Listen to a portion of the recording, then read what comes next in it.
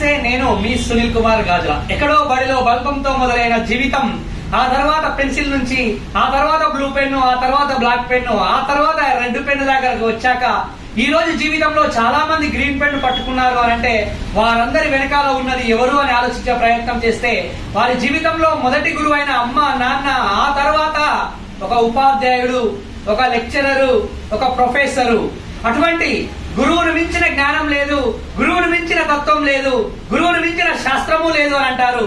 అటువంటి గురువులందరికీ గురు పౌర్ణమి సందర్భంగా ప్రత్యేకమైన ధన్యవాదాలు, శుభాకాంక్షలు తెలియజేస్తూ, జీవితంలో గొప్పగా ఎదగాలి అని అంటే, కొత్త కొత్త బిజినెస్ ని ప్రారంభించాలి అనన్నా, ఏదైనా రంగంలో అద్భుతమైన విజయం సాధించాలి అనన్నా మనకు విషయాలు తెలియజేసే వ్యక్తులే మన జీవితంలో గురువులుగా ఉంటూ ఉంటారు.